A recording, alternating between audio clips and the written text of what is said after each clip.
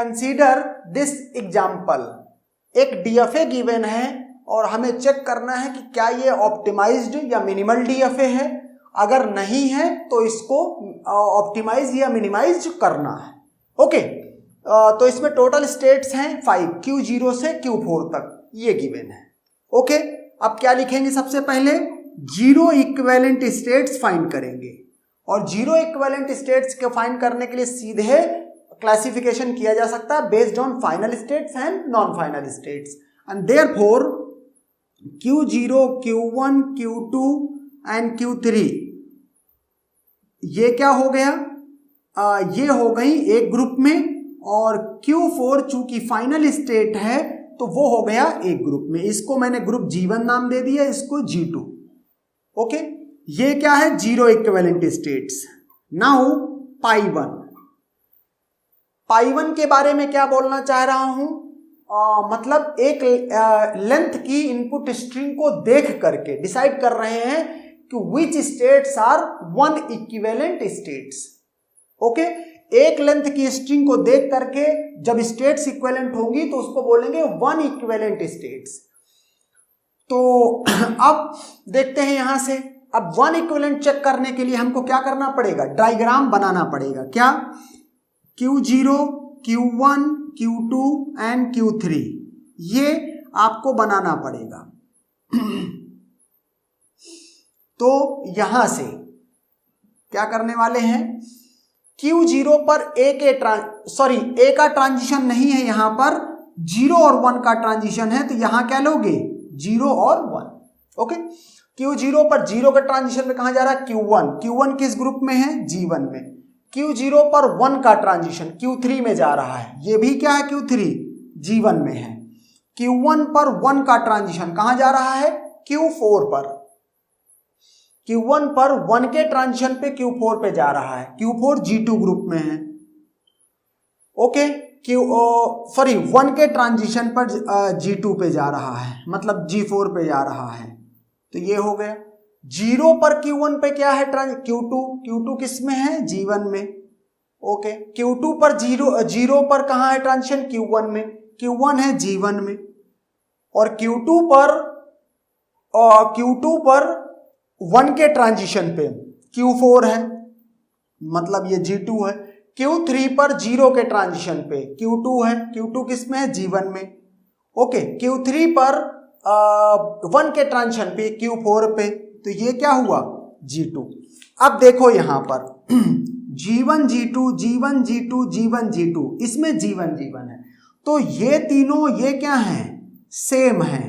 तो इसका मीनिंग क्या हुआ? Put them in same group. सिर्फ इतनी बात इससे कंक्लूड होगी। तो हम क्या करेंगे?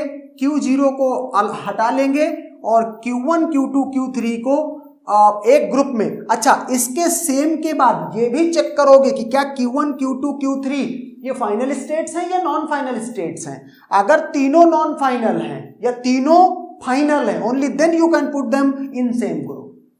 अगर सपोज करो ऐसा होता कि Q1 इसमें से फाइनल है और Q2 Q3 नॉन फाइनल है, तो Q2 Q3 को तो एक ग्रुप में रखते, लेकिन इसको नहीं रख सकते थे, because final and non final state can never be equivalent states. तो यहां से Q1 Q2 और ये Q3, ओके, और Q4 तो पहले से ही अलग था। तो अब हमने क्या कहा? ये ग्रुपिंग कर दी G1 G2 और G3। Okay, now what will do? निकालेंगे यहां से पाई2। अच्छा, G1 और G2 Q0 और Q4 तो सिंगल स्टेट है, तो इसमें कुछ चेक करने की नीड नहीं है ग्रुपिंग को। लेकिन जिसमें 3 स्टेट्स हैं, 2 या 2, वो ग्रुप जिसमें 2 या 2 से ज्यादा स्टेट्स हैं, वहां फिर से चेक करने की नीड है। Q1 Q2 Q3, ओके, यहां से 0 और ये 1। Q1 पर 0 के ट्रांजिशन पे Q1 पे 0 के ट्रांजिशन पे Q2 किस ग्रुप में है? G2 में।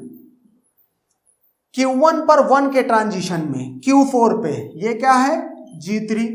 Q2 पे 0 के ट्रांजिशन पे Q1 किस ग्रुप में है? G2 में।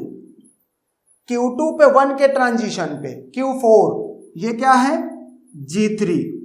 Q3 पे 0 के ट्रांजिशन पे Q3 पर जीरो के ट्रांजिशन पे Q2 किस ग्रुप में है? G2 में। ओके, और Q3 पर 1 के ट्रांजिशन में क्या? Q4 किस ग्रुप में है? G3 में। तो ये आपने G3 कर दिया।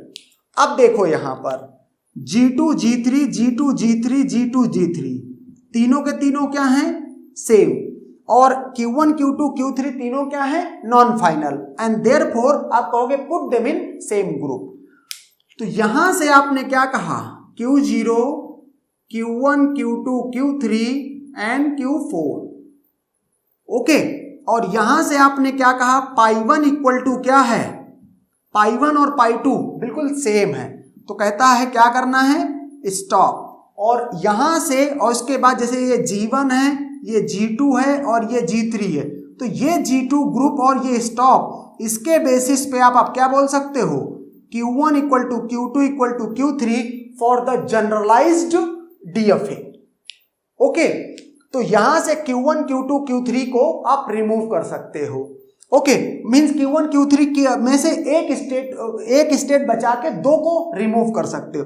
तो लेट मैंने इनको हटा दिया Q2 Q3 के, मतलब इनके जो भी ट्रांजिशन होंगे वो Q1 को दूंगा।